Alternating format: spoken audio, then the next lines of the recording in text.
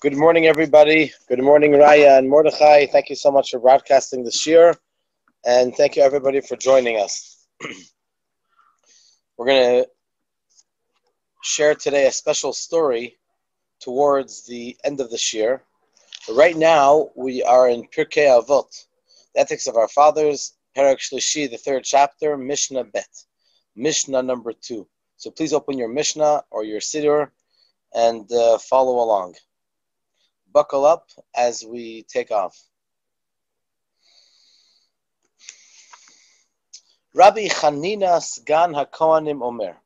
Rabbi Chanina, who was the Sgan of the Kohanim,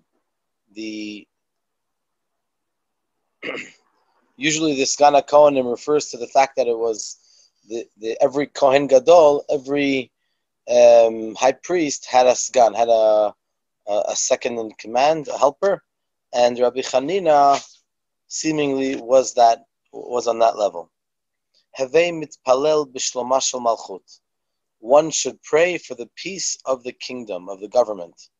She'ilmalei mora'ah, for if not for fear, for if not for realizing that someone will make sure to enforce the law. Ish etre'ehu chayim bela'o. A person will swallow his friend alive. That's the first half of this Mishnah. Let's suffice with this part of the Mishnah, and Bezrat Hashem in the next year we'll go to the second part of the Mishnah. Let's see the Bartanura, the interpretation of the Bartanura, before we go into a deeper explanation. What is Bishloma shel Malchut, with the peace of the kingdom?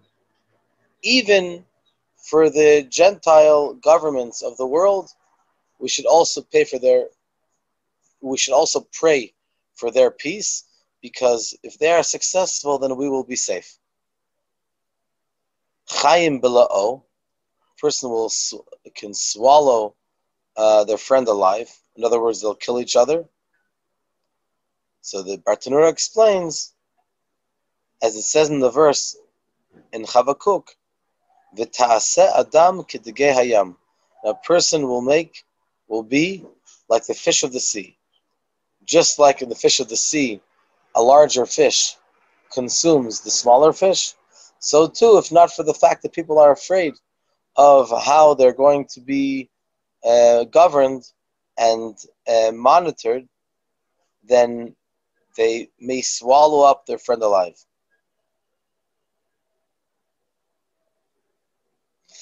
Okay, so we'd like to begin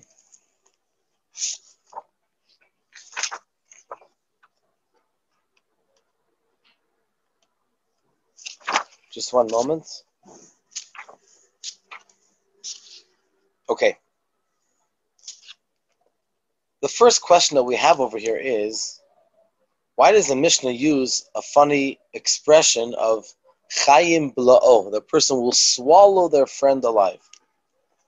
Wouldn't it make more sense to speak clearly that people will kill each other? For example, like we have in Parashat Lech Lecha, the third parsha in the Torah, where Avraham was afraid that the Egyptians, if they would see Sarah and they would know that they're married, then they would kill Avraham, and then they would take Sarah to the king. So it says clearly that Avraham said that they would kill me. If so, why doesn't the Mishnah just say simply, people will kill each other?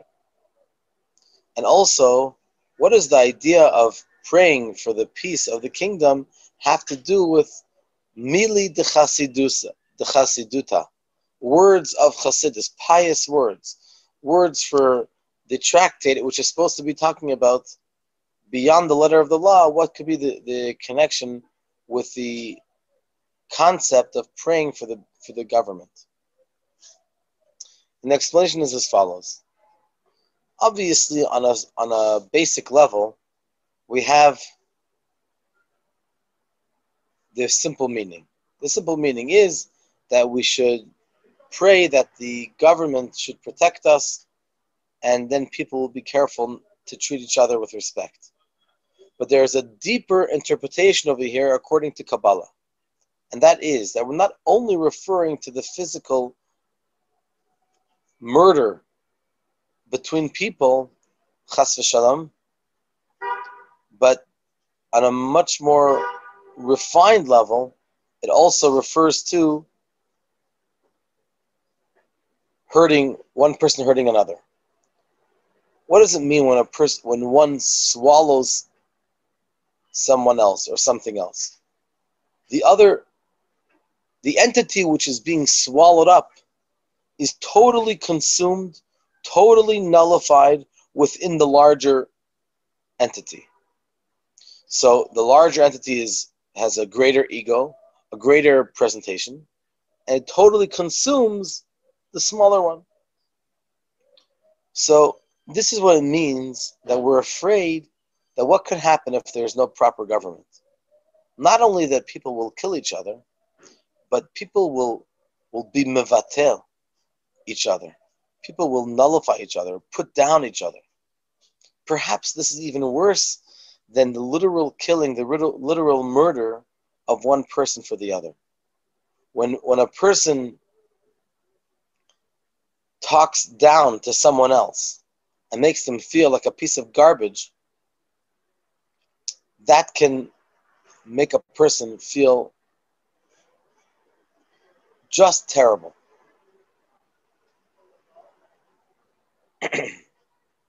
Don't forget that if a person kills someone else, it's obviously a terrible, terrible thing. But it's something which is over. The person's life is unfortunately over. But if someone puts someone down, and the person obviously is alive, and the person continues their life, it's almost like living death. It's almost as if the person constantly experiences murder, obviously emotionally speaking. So in a sense, to put someone down and to belittle someone in any way is also a type of murder, in a sense, even worse than literal murder. And this can be also relevant, unfortunately, for someone who's not an obvious lowlife, someone that's distant from Torah and mitzvot. But like a murder, a literal murder. This can be even by someone who learns Torah, does mitzvahs, a regular person, but does go in Hashem's ways, but doesn't even realize that when they say something, it can be a very, very small thing that can be detrimental to the other person. So we think, I said something, I put him down. But no, it can be a very, very extreme outcome, effect. And this is why this is relevant to Mili de Chassidut. It's not only a literal statement that don't kill another person. That you don't need to have Mili de Chassidut, the words of Chassidut of the Pirkei Avot to teach us. Over here we're talking on a metaphorical level. And this can apply even to someone who does Torah and mitzvot, who doesn't realize what is the power of his words, the power of his actions. So what's the solution? The Mishna says we should pray for the success of the Malchut. We talk about Malchut. It doesn't only mean the literal kingdom, that they're going to have police in the street and make sure that no one puts down the other.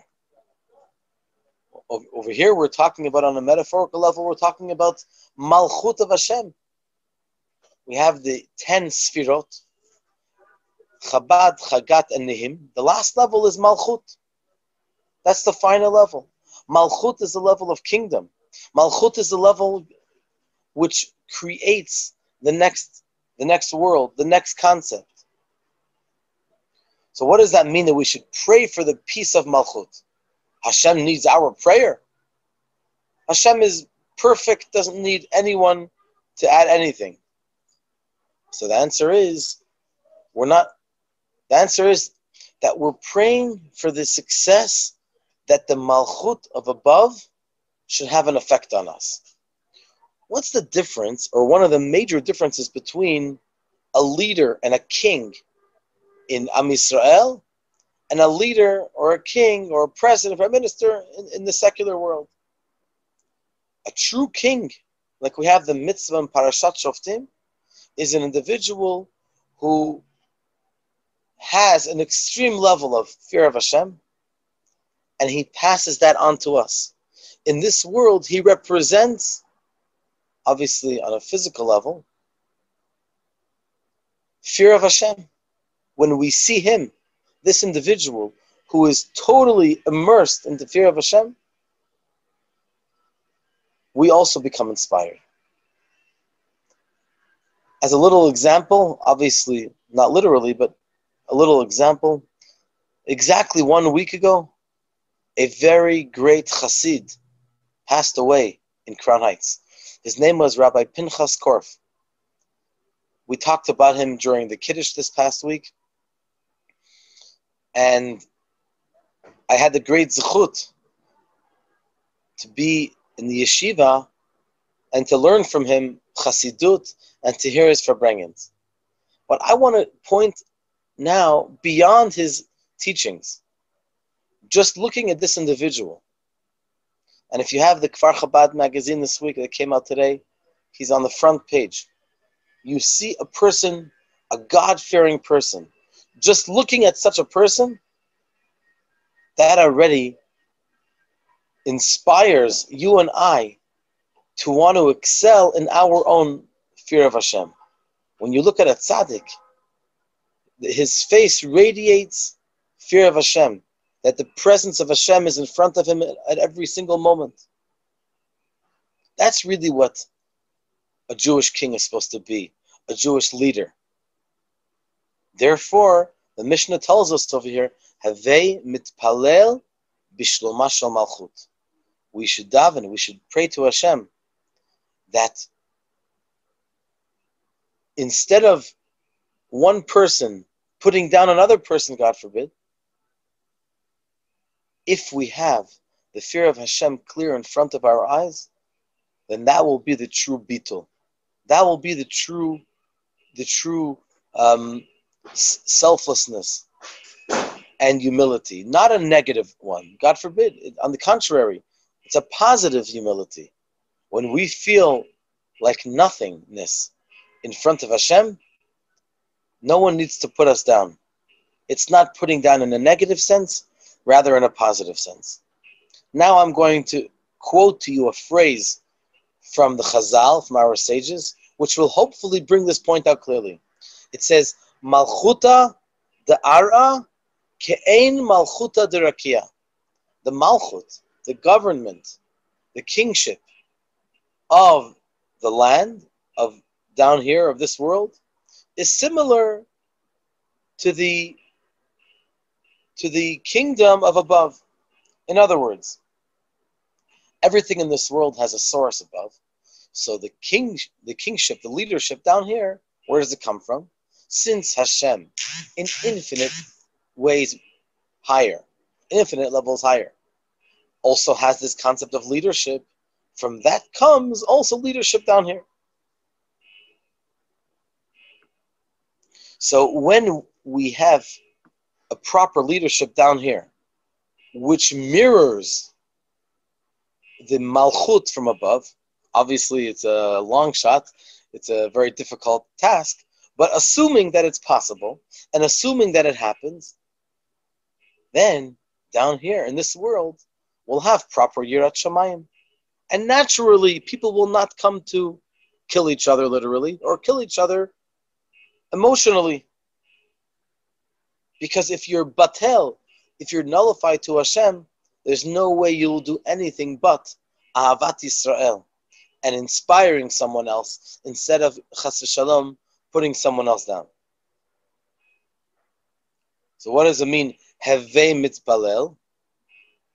you should pray, we should ask of Hashem that He should inspire us, that the fear of Hashem, His fear of Malchut, should be felt within us in a pnimiyut, in an inner way. We shouldn't just know about it and learn about it, but it should affect us. It should have a positive effect upon you and I at every single moment of the day. There was a great chassid of the Alter Rebbe. His name was Rabbi Meir Raphaels. Now, one of the reasons why he was considered to be such a great chassid was because before he became a chassid, he was the Rosh HaKahal, the head of the community of Vilna, which was the hub of the Misnagdim, who opposed the ways of Chassidut. And can you imagine that the Rosh HaKahal, the head of the community, he changed parties from the Misnagdim, and he became a Chassid of the Alter Rebbe. I'm not sure all the details of the story, but I'm going to give you as much as I can. While he was a chassid, they asked him, what inspired you to be a chassid and to change parties, to change party lines from the Misnagdim to the Chassidim? So he said there were two stories, and I'm going to tell you one of them today. If I'm not mistaken, Rabbi Meir Raphaels, he was a very big businessman, very, very rich. That's how he became the Rosh HaKahal. It was traditionally someone who was very influential. So he became the Rosh HaKahal, the leader of the community. And he once was being sued. He was in a terrible danger of going to the Russian courts, and obviously, if it was against a Jew, then he had a very little chance of winning the court case. So, someone suggested you should really go to the Alter Rebbe, Rabbi Shneir Zalman. He's a great tzaddik, and he'll give you a bracha. So he went to the Alter Rebbe. He had a yechidus with the Alter Rebbe. He made the dangerous trip of going to Liozna. And the Alter Rebbe answered as follows. It says in the Talmud, Malchuta da'ara ke'ein Malchuta derakia. The Malchut down here, down below, is similar to the Malchut above. And so, how could that be? How could we ever imagine that the Malchut down here is like the Malchut of Hashem? It's incomparable. Talking about Hashem, the infinite Hashem, Rabbono Shel Olam. The Malchut down here, especially in those days, the Tsar was an evil person, and he destroyed the lives of Am Yisrael. How could you even suggest that Malchuta da'ara kein Malchuta derakia, that the Malchus down here is like the Malchus above? And the answer is as follows, similar to what we learned over here, that the Malchus down here comes from the Malchut of Hashem. And so therefore, the blessing and the inspiration for the Malchut down here to be successful is that the Malchut of Hashem should shine upon the world. And therefore, when we realize this point, then the Malchut down here should be as similar as possible to the Malchut of Hashem. And this brings a great bracha to the Malchut down here. Rabbi Meir Raphaels went out of the Alter Rebbe's Yechidut. That's when it finished. And he was very, very upset. Here he made this big journey, not just physically, but also emotionally, from being a misnagid to come to the Alter Rebbe. That was not allowed, of course. He asked him for a bracha for his court case. And here the Alter Rebbe tells him something about, who knows, something not related at all. Didn't even give him a bracha that it should be successful. Forget about a piece of advice. He didn't give him a bracha. And he was, obviously all of his feelings against Chassidim and the Alter Rebbe became even stronger against the Alter Rebbe. but it was a very short time before the court case. And he went to, I believe it was in Petersburg, and he didn't have a choice, but he had to go and to show up. And he went a couple of days early. And he heard that the minister of Sarah Mishpatim, the minister of judgment of the courts, the royal minister, takes a walk in a certain park every day. I believe it was at 1 o'clock. And so someone gave him a suggestion that he should get permission to get into this open park and fall to the feet of the minister and beg him to plea for an opportunity to be what's the word I'm looking for? To be exempt from a great punishment, which, as it's known, that was pretty much expected. And so he goes to that park and he bribes the guard to let him in. He lets him in, and he hides behind one of the bushes. And he told the guard that he walked in. So he asked him approximately when does the minister of the courts, when does he walk in? He told him around 1:30. So he hides behind the bushes, and then he sees from a distance that the minister is coming. Now, as he's coming closer, the guard of the park motions to Rabbi Meir Rafal's like this. Don't, as if to say, it's the wrong minister. It's not that guy. It's the wrong guy. But he didn't notice the guard motioning to him. As the minister comes out, Rabbi Meir comes out of his hiding place, falls to the feet of the minister, and he pleads for mercy that he should exempt him from a harsh judgment. So he gets up, and the minister says, I hear what you're saying, but you should know that I'm not the minister of the courts. I am the minister. I'm the finance minister. So you got the wrong guy. However, I am very friendly with the Sarah Mishpatim, with the justice minister, and I have a question. I see you're a Jew, you're a rabbi, and I have a question in your Torah. And if you can answer this question to me, then I will do what I can on your behalf.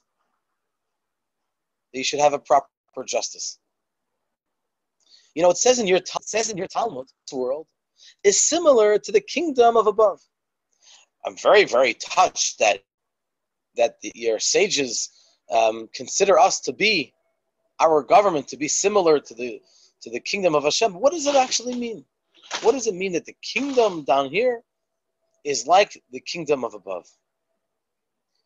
In one split moment, Rabbi Meir Files has a flashback of the Yechidut, of the personal audience with Alter Rebbe. And in a flash, he explains what the Alter Rebbe explained to him, that it is a great zechut. The ability to be able to govern down here comes from the Malchut of Hashem. And the more that the government goes in the ways of Hashem, it's a greater blessing, it's a greater bracha for them. He says, wow, that is an amazing interpretation. And of course, he went and spoke to the justice minister, and Rabbi Meir Falls was spared from a very, very harsh judgment. And of course, Rabbi Meir Falls became a very devout chassid of the Alter Rebbe, Rabbi Shneir Zalman, because he saw the Ruach HaKodesh, the divine inspiration that the Alter Rebbe had, knew that this would be a success. And we have now, in summary, we learned today praying for the peace and the success of our government, doesn't only help for the physical well-being of the people, of the citizens, but it brings a spiritual well-being. That instead of putting people down and quote unquote swallowing them up, each other, we connect to Hashem. That's the real bittul, the real swallowing up, the real nullification, the real selflessness and dedication that we have to Hashem. That is the ultimate swallowing that does need to happen, and then we become better people. Thank you very much for joining us. Bezrat Hashem, tomorrow morning, Kabbalah Cafe. We have a great subject for tomorrow. Kabbalah Cafe at 9:30. Please spread the word. And of course, Shabbat Rosh Chodesh. I'm looking forward to seeing all of you in Shul. We have a big Kiddush in Mitzvah Hashem. There's a special yard site this week. So please join us this Shabbat for a special Kiddush at Chabad of Rechavia, Shabbos morning. Of course, after Chassidut at 9 o'clock, davening is at 9:30. All the best. Shalom, shalom. Have a wonderful day.